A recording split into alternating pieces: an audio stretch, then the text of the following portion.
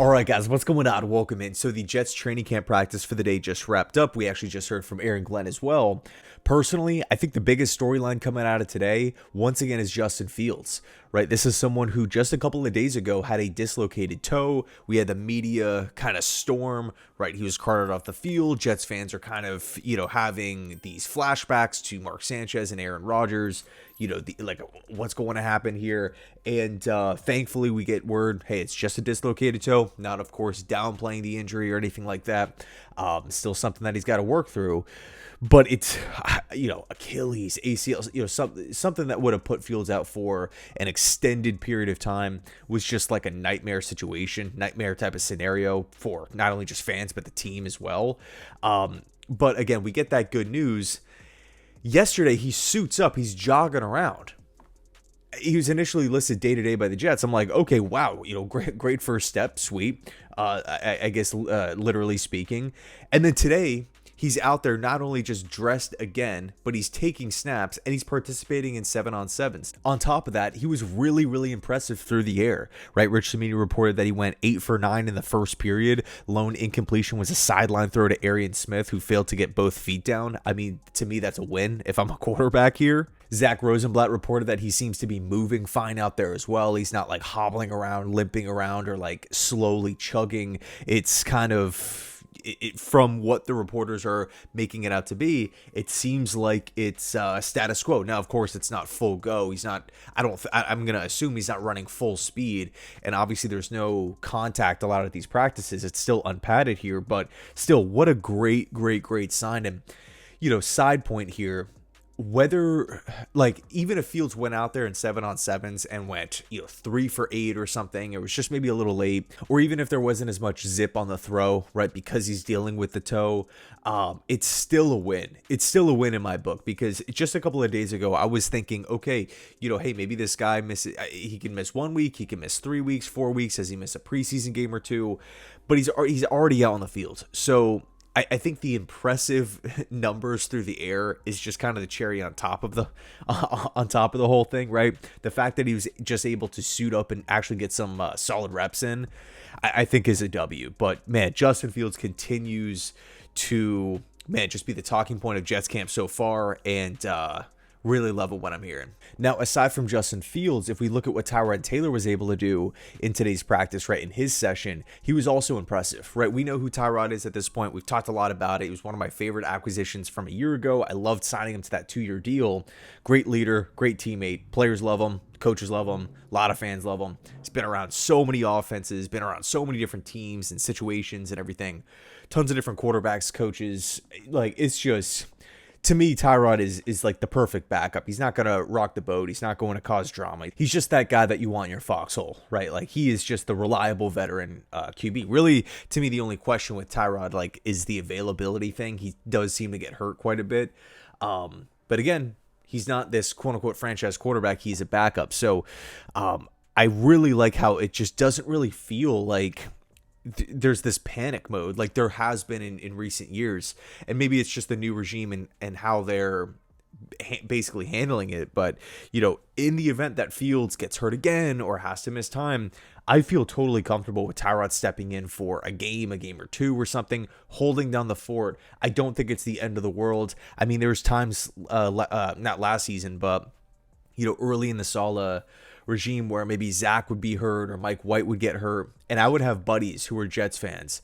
They would look at the injury report, and it's no disrespect to these quarterbacks, but it would be like Tim Boyle starting. I would get texts saying automatic loss, not even gonna watch. And lo and behold, these games were just, very, very difficult to sit through. So, look, I don't want to make it sound like Tyrod is some, Josh Allen level of quarterback here or anything like that. I don't want to overrate him, but it's just really nice to have a solid, steady veteran backup quarterback. Now, according to Nick Faria here, he said that the Jets implemented some sort of varied old school tackling drill that he hasn't personally seen since the Pop Warner days. Now, and I think Connor Hughes mentioned that it's like a variation of the Oklahoma drill. I haven't seen a video of it, but I'll say this: if they're working on a drill like this, and there's no pads, there's no contact, and yet they're working on a tackling specific drill, right? A drill that focuses in on how you tackle and all eyes are on you. Technique needs to be on full display. And that's really, really maybe smart from this coaching staff, Steve Wilks, Aaron Glenn. Both of these guys are veteran defensive minds. I understand that Aaron Glenn's a first-time head coach, but this guy knows defensive football. This guy knows defensive technique. Just look at his resume of developing players at multiple positions.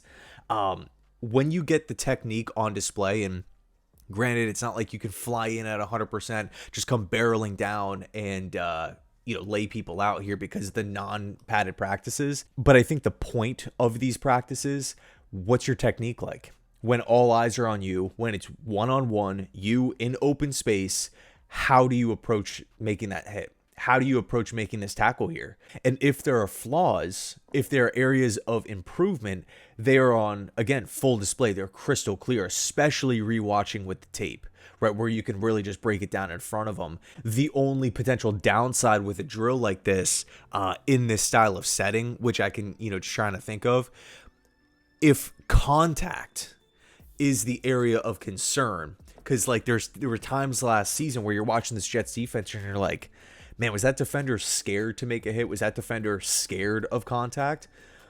With this drill, because there's no pads here today, right? Today specifically, who knows if they, whip out this drill 4 weeks from now, but we don't know that because they're technically speaking, isn't this full on like head-to-head collision that could still be in question. So, hey, today the technique could look really good, but once pads come on and you're now forced to bring that one, ball carrier to the ground, maybe it does look different. So maybe like gearing up for the second preseason game just to bring it back and, revisit it, see if there has been any changes, see if there's been any improvements. And when the pads come on, do maybe guys shy away? Especially if that ball carrier is a bigger dude, like a Braelon Allen, for example, and he's going up against like a Sauce Gardner. How does Gardner handle that responsibility? How does he handle that task? But interesting little twist from today's practice. It wasn't a perfect practice from top to bottom. It sounded like Breece Hall struggled. He had a fumble. He also had a drop. But some of the young guys stepped up. Azareye'h Thomas had an interception. Braelon Allen continuing to be one of the bright spots of this entire training camp period. And then honestly, this is some of my favorite news of the day. Nick Ferrier reported that Payton Page is having a fantastic practice. He's blown up multiple run plays and even drew a holding call. And Payton Page was my favorite undrafted free agent that the Jets brought in. D tackle from Clemson, a big dude, former 5-star. Took him a long time to get on the field. Supposedly there were some maybe size concerns, weight concerns before in the past in college, but only really had that one full season with the Tigers his past year and was an impact player. And we know when you're thinking about a Clemson defensive lineman, I mean, even in this upcoming class, they have some studs coming out, but there are it's just name after name. Christian Wilkins has been such a big talking point. He's a former Clemson Tiger. Dexter Lawrence, it's just a long, long list here. So Page has the athletic ability. And when the Jets brought him in, I was thinking like, hey, you know what? At a position of need here, maybe this could be a diamond in the rough. I don't want to say, it's similar to like Robbie Anderson, who came in, kind of at a similar spot where it's just like, man, he has some shining traits and he's coming in at a pretty thin position. Maybe he can make plays and make something happen. And that's exactly what happened. I don't want to go that far to say that Payton Page is going to be a potential starter year one as a UDFA, but from a size and athletic standpoint, he definitely fits the bill. So that's going to do it for me. Let me know your thoughts down below in the comment section. Thanks so much for watching. I appreciate you guys. And as always, go Jets.